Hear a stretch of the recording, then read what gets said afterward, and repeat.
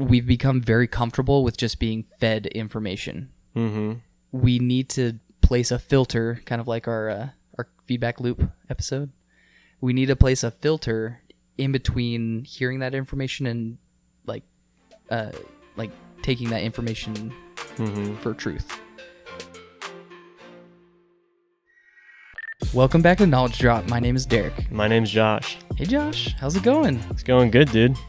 Yeah, we were talking a little bit before. You said you were busy, and I'm busy, and Hayden. I just talked to Hayden today, and dude, he's busy.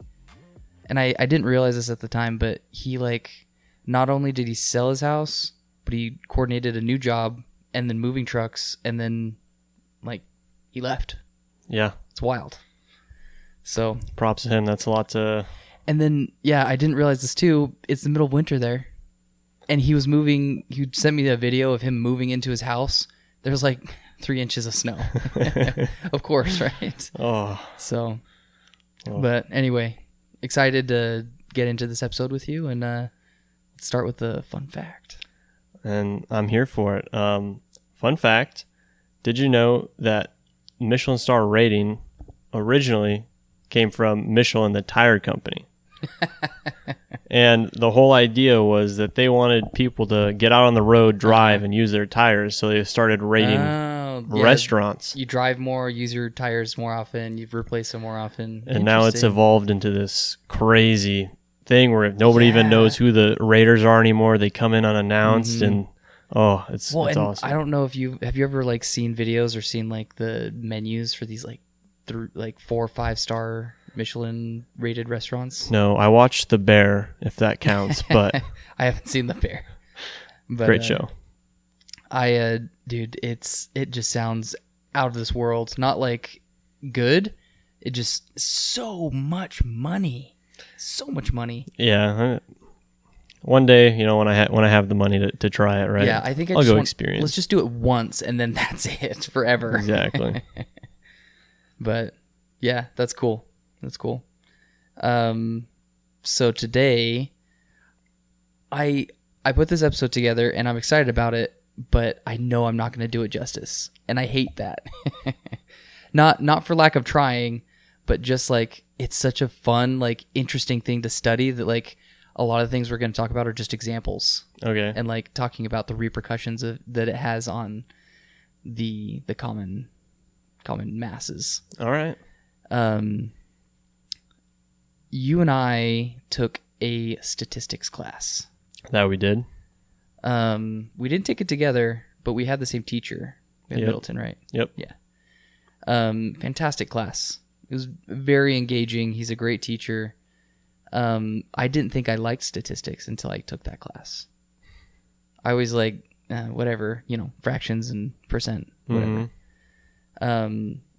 So we are in a different category than most of the populace, because we have just 6 months of intense training on what statistics are and how they're made and what they consist of, right? Yeah, 6 months minus a few months of forgetting half of it. But yeah, but I mean, if you see something like a statistic, you're gonna look at it differently than someone who didn't do any statistics. Yeah. And so today I want to talk about the misuse of statistics. Oh, and it's all over. Yes. See, I just thought this was going to be something they do in marketing or advertising or whatnot. No, it is not. Excuse me, I've got a little bit of a cough. Anyway, what makes bad statistics? What is it about them that makes them bad? Mm-hmm. Because there are good and bad statistics, not morally good and bad, but what is a real informative statistic, and what makes it misinformation? And what prompted this was I was on YouTube, and I was watching some YouTube shorts, and one of the videos popped up, and they were talking about statistics, and they said 80% of plane crash survivors studied the exits. And just off the top of your head, you quizzed me in a previous episode. Now I'm quizzing you. Yep. Except I don't necessarily know all the answers. Okay. So you hear that, what's the first thing you think of? Like what's that mean to you? 80% of plane crash survivors studied the exits of the plane. I would say 4 out of 5 people either knew a plane well enough where the exits were, they were paying attention to the flight attendant, or something along the lines where they had a general idea of where the emergency exits were on a plane. Mm-hmm. So, and this is the part that when I heard that, I was like, oh, I guess that makes kind of sense. Mm-hmm. But you're also missing out on the 20% that didn't survive. How many of them studied the exits? So 20% that, wait. So 80% of the survivors of a plane crash but let's studied the exits, but there's a whole section of that population that they can't ask if they studied the exits. That's very true, yeah. So it's like, how can you say with any authority that, that they didn't study because they're dead? Mm-hmm. That can't be, that's not knowable. Like, it could be that they were in the front of the plane, which is the unsafest part of the plane, and that was just the odds of them surviving. Mm-hmm. So, and this video, like, it said that, and then it broke it all down of like why that's such a weird statement to say. Like, it's just statistically, it doesn't mean anything, because you don't actually know it's 80%. It could be higher or lower, because there's a whole section that you can't ask. Yeah, no, that's a very good point. And there's a really good movie that just came out, The Society of the Snow. I haven't heard of this. It's a I want to say Spanish movie, but it was of this team, like rugby team in the 70s in South America that was flying over what's that mountain range? In Spain? The Andes. Yeah. South America.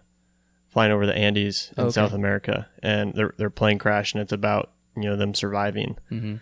Fantastic movie, but yeah, kind of same thing. It was like the back half of the plane, they kind of broke in two, and everybody in the back half like flew out. So it's like they never even had a chance to like go to the emergency exits over the wings, So that makes sense, even though, yeah, awesome. Well, it's funny you say that, because in a couple years ago, Mexico took a plane that they were decommissioning, and they just crashed it in the desert to see what would happen.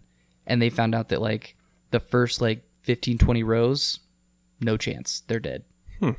Just because like the way that they were coming in it was just like a desert, like sandy, just the way they came in, and then they landed, it like broke apart and smashed like the whole front end, and the whole back just like kind of, went up and down. So should have your seatbelt on, and I think you'll be okay. But yeah, especially with all the crazy news with emergency exit doors flying off, and all right, but yeah, not to take us too far off topic. Yes.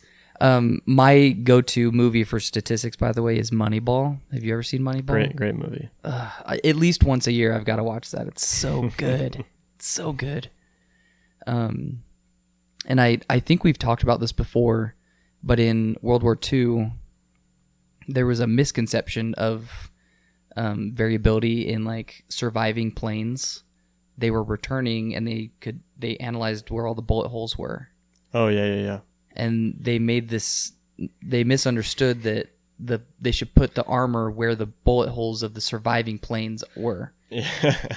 And for us, we're like, no. The planes that didn't make it back didn't get shot in those areas, so you should armor the areas that aren't all bullet ridden.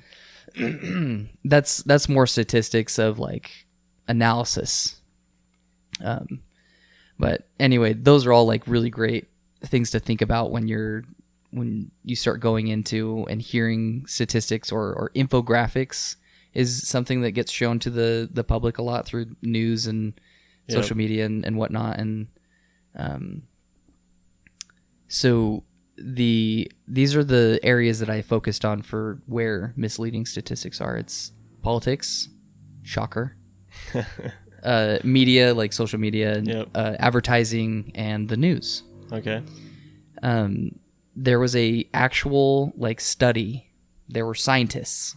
They performed an actual study. Scientists. This is science. They didn't this was a professionally funded this is not fake news. They asked other scientists about the way that they report data.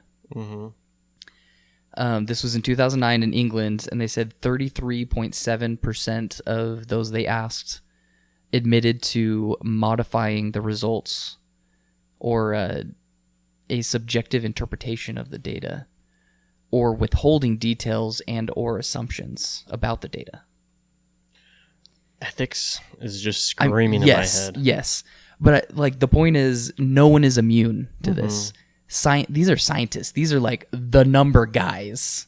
And they're like, 1 out of 3, I kind of, tweaked it a little there, cooked the books a little there. That's wild. Yeah, and I mean, probably I'm making assumptions here, but at the end of the day, somebody's most likely paying for that study. Somebody wants some sort of result out of that study, or doesn't want something said about that study. So, well, and when I was reading into this, I was like, oh my gosh. At work, we do structural testing and all these different things. And there's always this step after testing where you get all the data. And there's this, and we did this in our statistics class. We cleaned the data. Yeah. But at the same time, these guys are cleaning the data of things that they don't want to see or they don't want reported. Yeah, but so there's a fine line.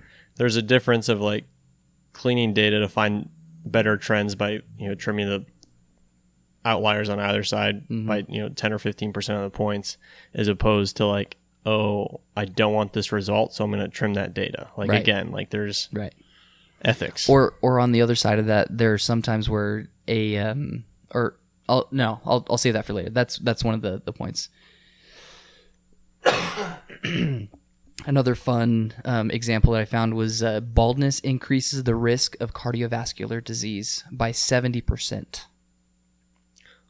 Not really a problem, I think, for you and I. We've got pretty good hair. But why would you think that's... What are your thoughts? To me, it's like, what is it, like causation and correlation? Like just because you're bald means like this, or is it like, is baldness like a bigger part of like unhealthiness, or is that, it seems like they're reaching. Yes, you're totally right, because baldness and old age are related. Yep. But also cardiovascular disease and old age are also related.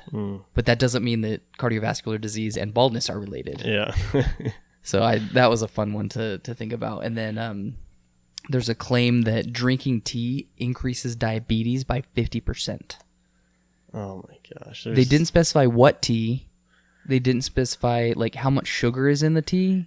They didn't specify cold tea or hot tea. Or because like right away, I always think of like, most times I've seen people drink tea, I guess, is like nights where they're sick or like to calm down or whatever. But then I guess for that study, maybe it was centered in the South where people are pounding away like gallons of sweet tea. Right.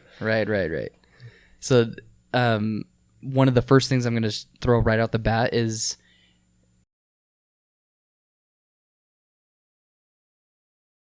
that filter needs to say certain things. Where did it come from? Who did it? What's their sample size? What kind of analysis do they perform?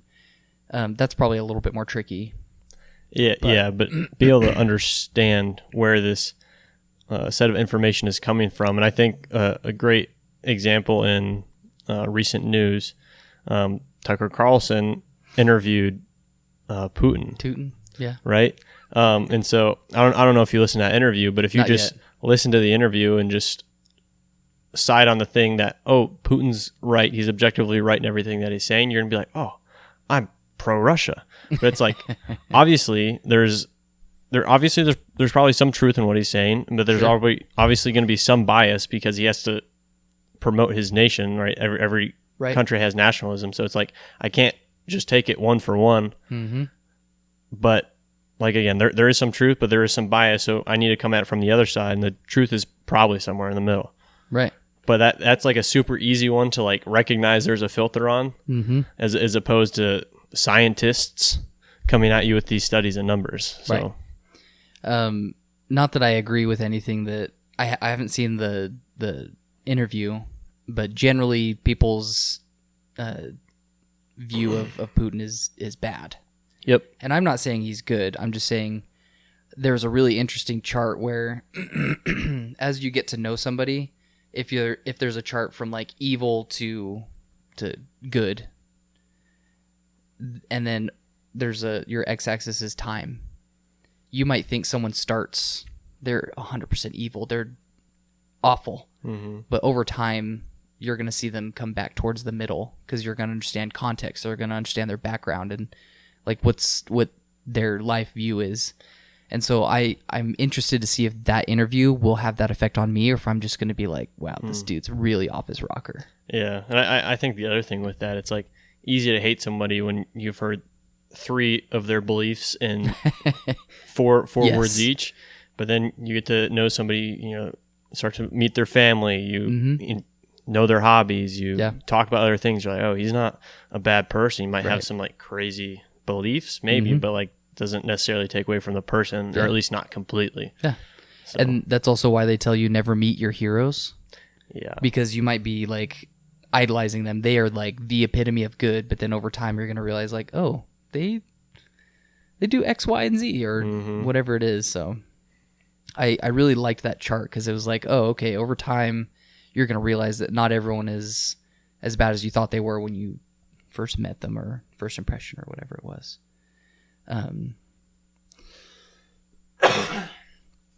But yeah, some more examples. And so I'm going to name what it is, and then I'm going to talk about the example.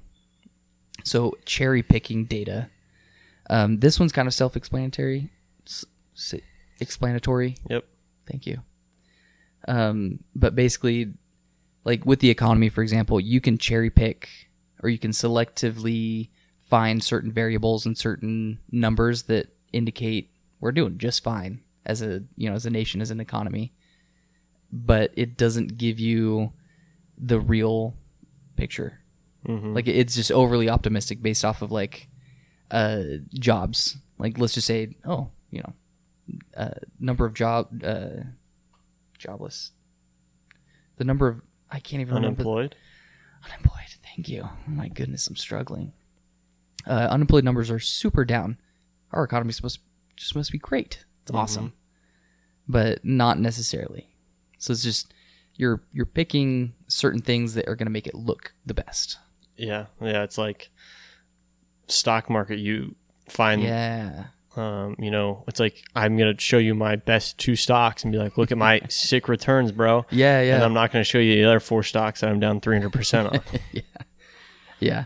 And then, like you said before, there's a correlation and causation. A study finding the correlation between ice cream sales and drowning incidents. They're saying that eating ice cream causes more drownings. Like it just it's nonsense. How do you study that? Right? Let me go kill some kids. Let me park an ice cream truck here. Yeah, I'm gonna see what happens to all these kids. So another one of these that made me laugh was someone showed on a graph the number of shark attacks and the number of divorces in the last 10 years, and they both went up. And they're like, okay, the more divorces we get, the more shark attacks there are. And see, that's like laughable. And I wonder if everybody laughs at that. Not everybody does. And not everybody does, but then it masks like the things that are harder to tell. Like it's obviously like shark attacks and divorces don't have any correlation. They have nothing to do. But it's like can't think of an example off the top of my head. But what's like this next example? Person A is gonna read and be like, oh yeah. It would be really fun, but also like I don't want to contribute to bad statistics or FUD or anything.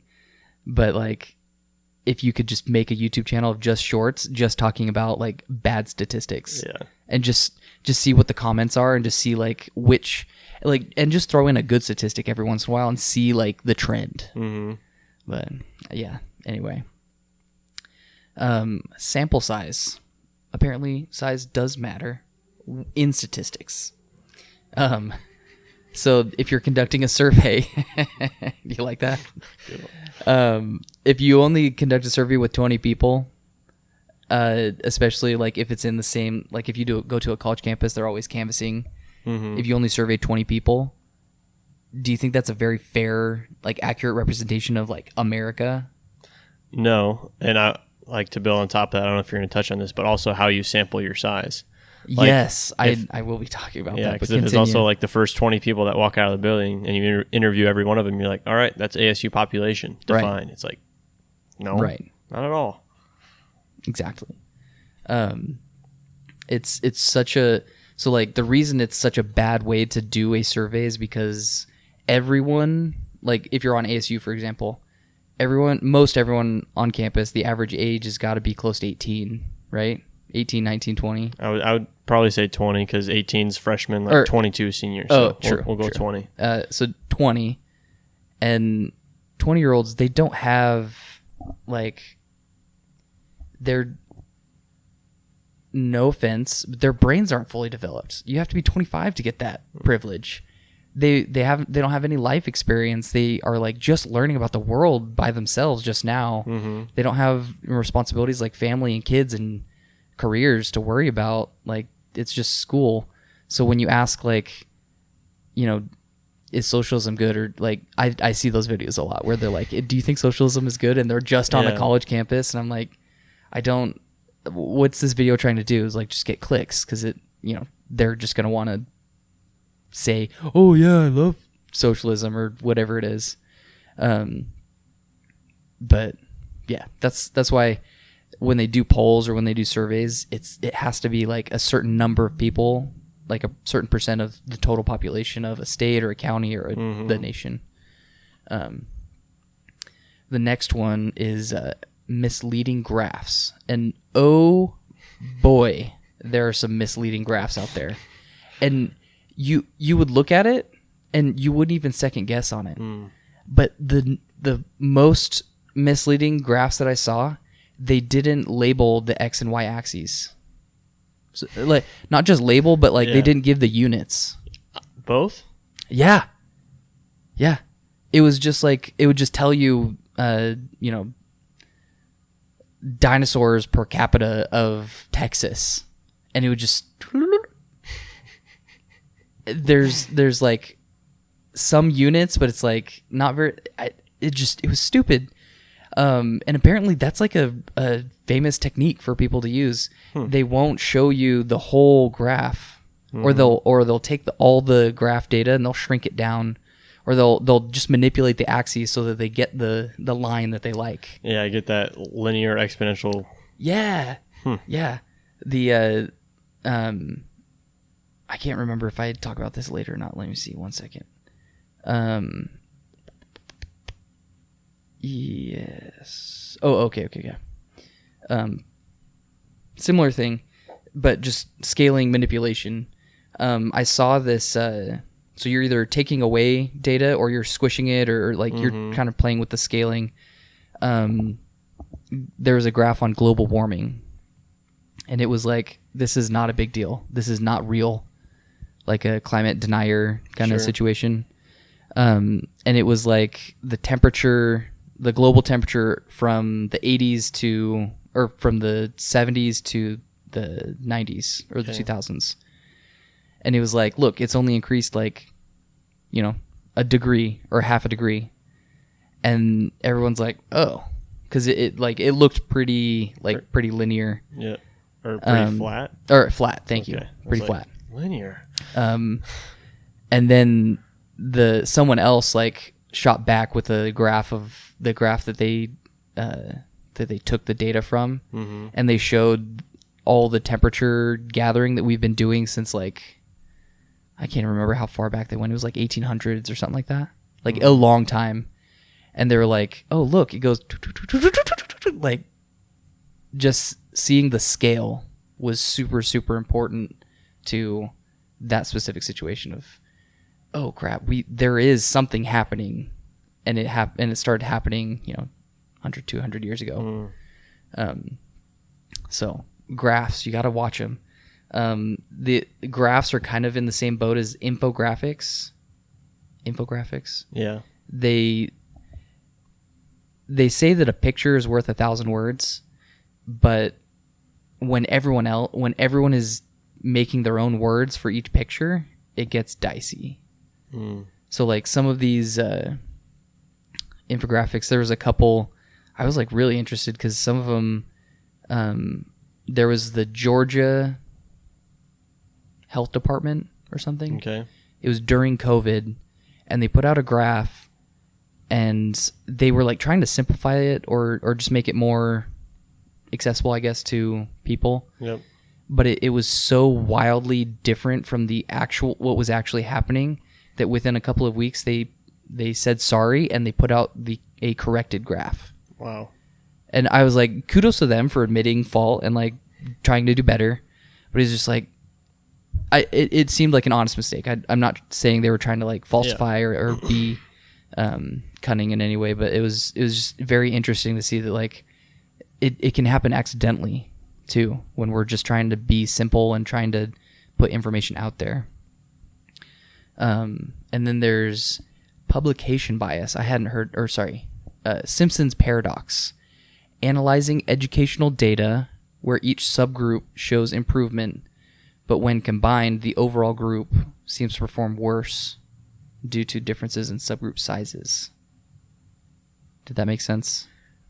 So, for example, you have a class of 10 students and you divide it into two subgroups of 5, and you test A and B, and B does better than A, so then you bring the whole group back together and try and teach the same thing you taught to B, and then the whole group gets worse? Kind of. It's like if you had 3 groups of that 10 and you had 5, 2, and 3. Okay. If 2 makes a lot of improvements and 3 doesn't, and then 5 makes some improvements, overall it looks like they did way better. But just because 2 people shined really well, it's like bringing the average up. Gotcha. And that's just... Okay, yeah. Yeah, it's just like they're trying to combine all the results and make it seem like it's doing a lot better when more than half the class was not doing that great, if that makes sense. Yeah. That's more of like an analysis technique, and it might take a little bit more digging. If you hear a statistic, you're going to have to dig into it a little bit. Like, well, at the end of the episode, or towards the end, we're going to start talking about like what to look for when you hear a statistic or when you see something on television. Mm-hmm. What kind of questions should you ask yourself, or what can you do to investigate more? Because there has to be more critical thinking going on. Like just us as like a human race, there's got to be more critical thinking. The next one is purely news-based. New study proves chocolate cures cancer.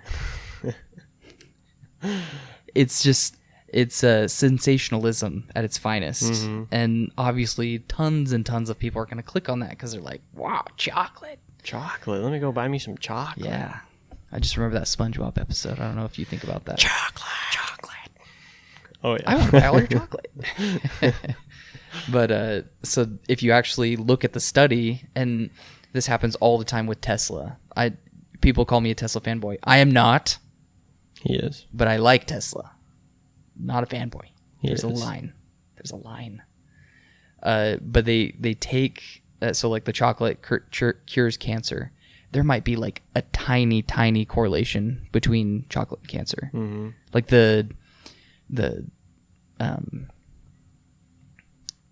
some like dark chocolate. People are always like, oh, that's way healthier than milk chocolate, whatever. But that's like that much of the problem towards cancer. And they're saying, well, it cures cancer. Like you're kind of inflating the actual results. Yeah. And I feel like on both sides of the coin for coffee, it's like sometimes you hear coffee is pretty much the next super drug. Mm-hmm. For great reasons, and then the next time it's pretty much going to kill you if you keep drinking this much coffee. And it's like, how can I have like continual reports on both sides of the aisle that coffee's either going to make me the smartest man on the earth or it's going to kill me in 2 years? It's like, I feel like sensationalism in either direction there. Yeah, no, absolutely. Because they did the same thing recently with Tesla, where this guy, I think he was intoxicated and he was trying to do the self-driving home, and it crashed, killed him. And the news interpreted that as the full self-driving was the cause. And Elon Musk had to jump in and look at the data of that car, and he said the full self-driving was never engaged. He was just a drunk driver. Oh. But the fact that Tesla has self-driving, that has to be the cause. It wasn't that this guy was totally smashed that he couldn't drive. And I guess the only counterpoint I'm going to make to Tesla here is that they do call it full self-driving, and while it's getting closer, yes, it's not quite. And so, like, they always they make you be attentive while it is driving, right? As you should, especially like I don't super love this, but if you're doing self-driving or even if you have a Tesla, you're kind of the guinea pig for their algorithm, for their self-driving AI. Like, we need that. We need someone to do the testing, and that's why Waymo, they just do cameras, and they have someone drive for years gathering that data. But there's just different ways to get that data. And there's not people in Waymos anymore, there aren't, which is kind of crazy. I did see one of those Waymos driving down the road the other day when I was on my way home from work, and I was like, what? Yeah, I'm in Tempe, so they're all around me all the time. Next one. Okay, a news report claiming a significant increase in crime rates, prompting critical thinkers to investigate the data sources and methodology before accepting the conclusion. This is like the other side of statistics. This is kind of like what you're supposed to be doing. It's kind of you shouldn't accept what they are saying the end result of said report is before you've kind of checked on it yourself. That's the best case scenario. That was just like an example of critical thinking I wanted to throw in there, because crime statistics, that can scare a lot of people. Like if you were to just look at the crime statistics for a certain area, you'd be like, whoa, I'm never going to live there. But then, or if you hear these crime statistics and then you look into it and you're like, the crime statistics that are going on in this area are speeding tickets. So it's like, not violent crimes. They're not like someone's meth lab is going to be in your neighbor's garage. There are exaggerated percentage increases. So, as they say, any story worth telling deserves embellishment. I think this definitely characterizes this strategy well, where like sales increased 300%. From what does that mean? You went from 1 sale to 3 sales? Yeah. Or one sale to 4 sales or whatever. Like, there's no context. There's nothing that like helps you understand more than it's almost like the headline sensationalism kind of thing, where it's like, whoa, your sales increased 300%? Yeah. Is it year over year? Is it quarter over quarter? Yes. Is it last week, this week? Right. This one was I don't see this one done very often, but it's comparing apples to oranges. So apples to oranges is kind of a common saying where like you're trying to compare two completely different things. But going back to crime rates, if you were to compare the crime rates between an urban town and a rural town, they're going to be very different. Yeah. And you can't like compare those groups because they act different, they are different, they have different jobs, they have different, like everything about them is different. You can't compare them. Like that's not fair. And then let's see, what's the next one? This one, I want to include it just so we can talk about it, because it came up in our statistics class where, you know how you can make a prediction or you have a statistic, but then you have to add like an error bar. Yep. That's variability in your report or in your numbers. When no one is reporting on the variability of a certain statistic, that should be a red flag. Yeah, and to be clear, pretty much any statistic out there should have an error bar. Yeah. The reason I think it's nitpicky is I think that it gets a little too in the weeds for everyone else. I think it's important, But I don't know a better way of displaying that other than an error bar. Yeah, it's like I'm not going to show a graph with error bars on TV because everyone's going to be confused about what the error bars are, and it's taken away from a message. But like in a full report, any professor will tell you if you see like a graph that you're making calculations or statistics out off of, you definitely need error bars in there, and you need to know how they're calculating the error, because that's huge. If I'm calculating 3% and you're calculating 15% off the same data, we have a problem. Mm-hmm. I think my favorite use of error bars, like if I can give an example, is do you watch CNC Kitchen on YouTube? No, I've never. So he's a really good 3D printer YouTuber, but he does these like very great analysis of like, you know how print orientation in 3D prints matters? Yep. Imagine comparing the 3D printing orientation of a dog bone, so like a test sample, yep, for different materials. Okay. Or for the same material but different colors. Mm-hmm. Or the same material with different print temperatures. Okay. So he tests all of that. Or the heat set inserts that you can put in 3D prints. Mm-hmm. What's the pull out strength of those with different materials or printed at different temperatures, or anything you can think of. All of his data, he shows it on screen. It's the value, and then it's got error bars. Mm-hmm. And it's so useful because you can say like, oh, the PLA is stronger than the ASA. And when you look at the error bars, you're like, I think given the error margin, I don't think that it's that much stronger. Like the bars look very different. Like one might be way higher than the other, but then the error bars are much larger, and shows there's a lot of variability. And so it's like, what's causing that? And then also, how can you say that one's stronger than the other when it's got so much variability? Yeah, definitely. Or if you're like printing between colors and you get a really good red print and then you get a really bad yellow print, it obviously doesn't mean necessarily that red is good and yellow is bad for printing. Because then you throw the error bars on there, you guarantee they're within error of each other. Right. And so you mentioned this one earlier. It's a selective usage of endpoints. So like in the stock performance, or in a stock's performance, if you're going to show the start and then the endpoint, you might show the endpoint right before it crashed. Yeah. So like or you might be showing that like you can just be selective with the time points or where you stop. Anybody who's looked at a stock graph, that is vastly important at any time you show a time frame of a stock price. I do kind of love that, like, there is so much stock analysis that you can do. Like it makes my head spin. There's so many numbers and I love it. But a lot of Robinhood has just been boiled down to that one graph right at the top of the stock. Right. You hit the 1 day, you hit the 1 week, the 1 month, the 3 month, the 1 year, the 5 year, and then you're like, okay, I'm sold.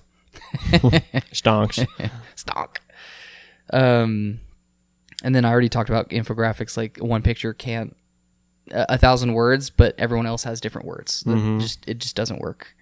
Unfortunately, there are good infographics and stuff like that, but it can be very hit and miss.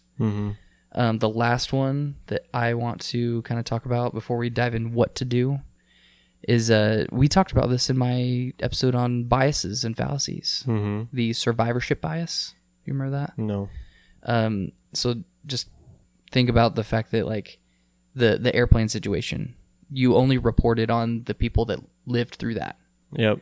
So only showing the successful or the surviving examples really skew the results if you're not taking into account, like, the failures.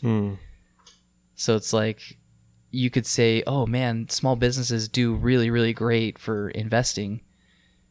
But then if you don't mention how many businesses fail, like, you're missing out on, like, a huge portion of how much risk you're taking on.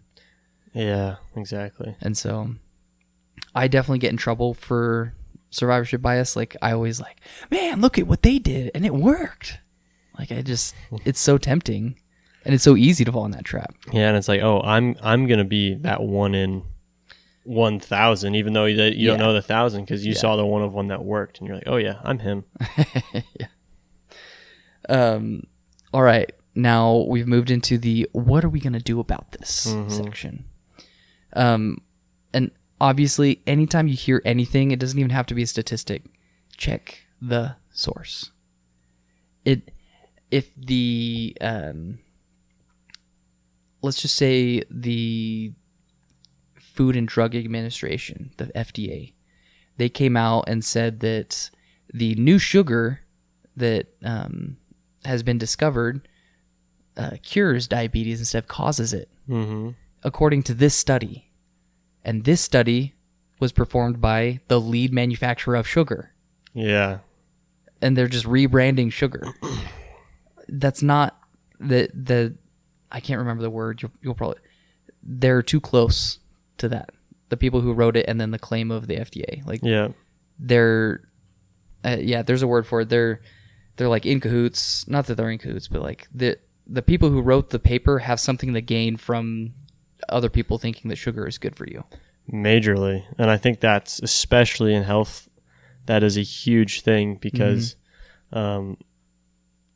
obviously, like, vaccine makers are pushing vaccines and they're the ones doing vaccines. That's a super good point. If they test, they test all their own vaccines. And I want to say pharmaceutical companies, they're the ones pushing all this fentanyl,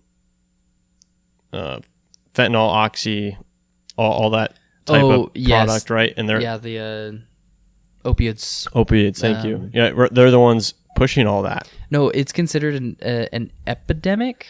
Epidemic. Yeah, the opioid epidemic. Because it's just so overprescribed and so, like, I went to the doctor today and I was like, hey, I got this funny pain behind my knee. And he was like, I can't even remember what medicine it was. And I was like, whoa. I just wanted you to look at it or like touch it or something. Like, I don't need drugs. And it's wild, but there's a lot of litigation behind that too, because they're only promoting the good parts about it. They're like, this will solve anything. Prescribe. And it's like, prescribe it because it's addictive and you want to come back for more. I don't want to put all of the blame on, this is a little bit of a tangent, but I don't want to put all the blame on like doctors and pharmaceutical companies because we ask for it. It's the easy way out. Yeah, it's the easy way out. It's also addictive. Yes. So it's like we're not doing our research and we're not like paying attention to what it is. So my mom, she had to have surgery while she was living in Germany. And the painkillers, the opioids that she was supposed to take for recovery, the like week or two after, she could only get them while she was in the hospital. And she was there for 2 weeks. Sounds smart. And I was like, okay, there's not really a chance for me to like, overdose or sell them or do whatever it takes. And it was not a fun experience for my mom just being in the hospital, just to be clear. I'm sure. But the doling out medicine one by one I thought was a very interesting solution. Yeah, no, I mean, I've had family friends that unfortunately passed away from opioid addiction, but it all started because of some event in their life and that caused them to go to a surgery or hospital or wherever it was and were prescribed opioids after. And then from that point, because they were on it for so long, they couldn't get off it. It only got worse. Yeah. No, I think it'd be interesting to do an episode on like the science behind not just opioids, but like just addiction in general. Because we've talked a little bit about like phone addiction, like trying to make your phone less appealing and stuff like that. It'd be a fun. Not fun. It'd be a very interesting episode. Definitely very interesting, but back on topic. Yes, we're exiting Tangent Town. The next point is look for context. Like, who is presenting this statistic? I just like to pick on Fox News because it's easy and kind of fun sometimes. But some of the things that they say, you can just automatically be like, I have to go check that. I have to check that. It doesn't even make sense. Because a lot of the news, especially, they will say the statistic or say the headline or whatever it is in a certain way that what information is being presented is skewed a certain way. Yeah, I mean, that's right. CNN and Fox, from either side, they're Yes, pushing a narrative on you. It can be both. Yeah. I just like to pick on Fox. But they're pushing this narrative on you. So in order to push the narrative, Yes, they have to take things out of context sometimes right. to enforce that. Well, and it's like when you're doing a survey or a poll, there's a way to write a question to where you're not going to prime them for the answer you want. Like that was a really important lesson when I was doing, I was trying to build a business and I was trying to get some market research done. And I didn't realize it until I asked like a professional about doing surveys and polling actual companies. And they were talking to me about it. And they're like, unfortunately, engineers have kind of a reputation for asking questions in a certain way that they want. They'll get the answer they want. Yeah. And it's not just engineers, but because I'm an engineer, he said that to me. And it's like, if you're going to ask, I should have had some prepared. I think this is an over obvious example, but I could ask you, Oreos are better than Chips Ahoy, right? Obviously, leading you to be like, yeah, Oreos are better. Or which cookie is better, Oreos or Chips Ahoy? Yeah, because the first one, just your facial expression and the way that it creates social pressure on me to just agree with whatever you said because I don't want to look weird or be ostracized. Yeah, but I'm also like giving you my opinion that Oreos are already better than Chips Ahoy, right? And how I phrased it. That's a fantastic example. Thank you. Verify the sample size because like if yeah, like you said earlier, if we're interviewing 20 kids on ASU, 20 kids out of, I think the on campus population is like 40,000 now. Oh yeah, I have no doubt it's got to be more now. Yeah, and so like how is 20 students any sort of representative of a 40,000 population? Even if you were doing like an ASU specific study of student population, that it doesn't even scratch the surface. Not even close. It's like you just rub the surface. I'd probably not even rub the surface. So yes, it's got to be a significant portion of a certain group. Check for cherry picking. Obviously, like don't make sure that they're not taking a certain part of data and taking it out of context. Look at graphs. Look at them. If there's a horizontal, that's the flat one that goes side to side, and then there's a vertical that goes up and down. That's the y-axis. X-axis is side to side. If there are not labels and units, they're trying to pull something over on you. That's like a really powerful statement for me just like to say that outright. But if there are not a label and units, there's something going on that they don't want you to see. Completely misleading. Yes. And just because there are a label and units, make sure they're not taking just a subsection of the actual data out of context. Yep. Excuse me. Yeah, I seriously, I can't tell you enough how many graphs I saw that I'm like trying to research for the episode. I was like, okay, I'm looking at this graph. Oh, that looks like it. And then they start detailing all the different things that are wrong with it. I'm like, oh, I'm that person. Yeah. I've done it.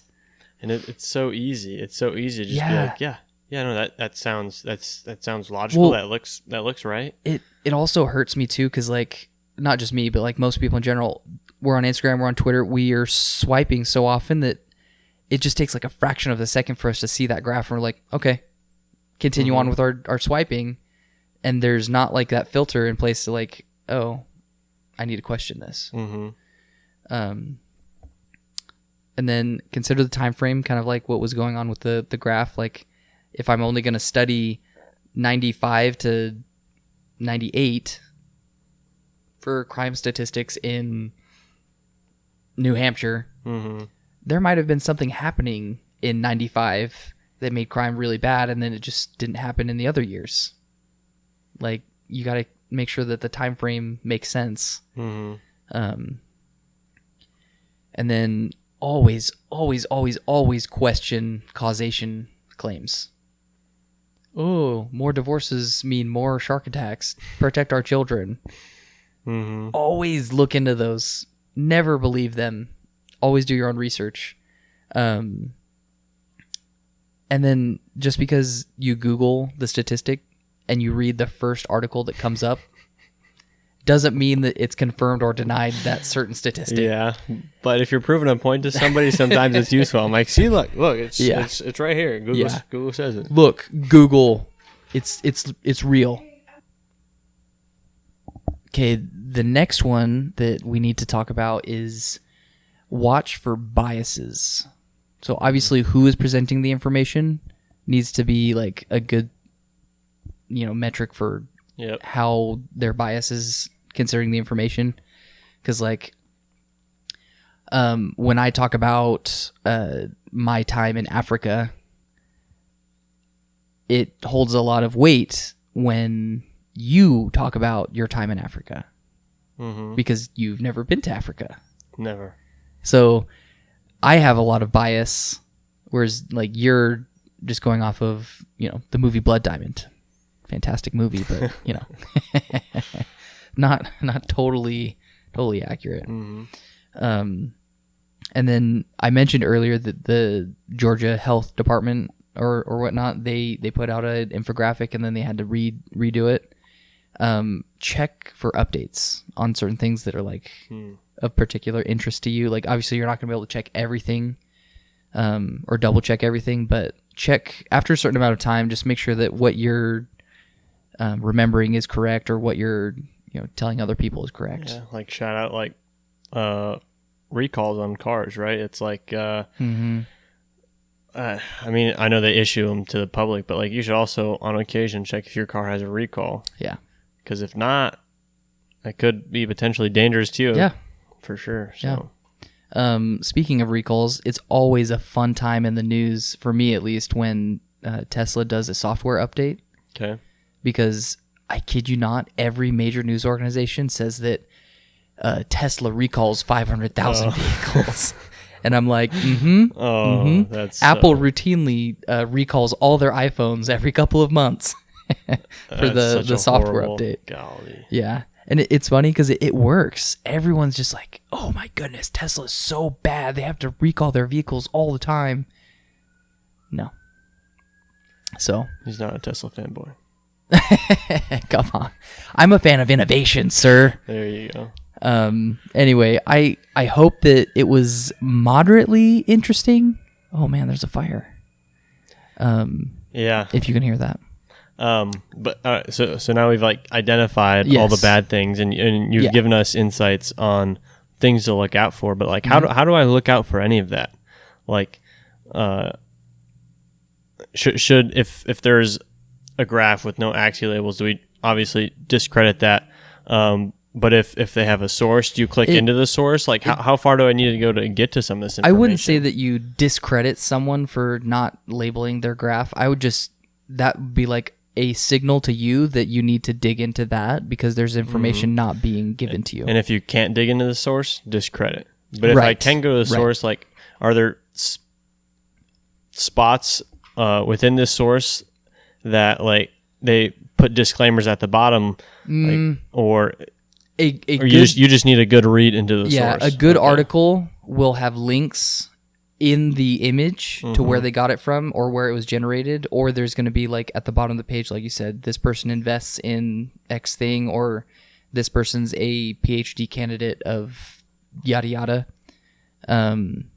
If it doesn't, then I would just Google the claim and see what other people are saying about it. Like, give it some context too, like 2024 or whatever, because it might pull something from 2016 that isn't technically right. So, and that kind of goes back to like watch for where your data is coming from, or multiple sources, stuff like that. Yeah, and I would say definitely if there isn't a source, I think you need to discredit the information you're seeing, like stricken from the record, as a judge would say. Because if you're scrolling something on TikTok and they show a graph with no context, no link, it's like I have no validation, so I have to act as if I didn't even see that. Yeah. No, I totally agree with that. I think that it's important. We've gotten very comfortable, like I was saying before, all of this information just kind of served up to us. And it used to be that we could just accept that for truth because, it was very news reporters used to be very, it was part of their ethics to be non-biased. Mm-hmm. And you don't see that anymore. Like, you kind of have to, it's weird to say. So I will say, if you want for news specifically, I found a really good app, website, whatever, called Ground News. They don't just give you the article.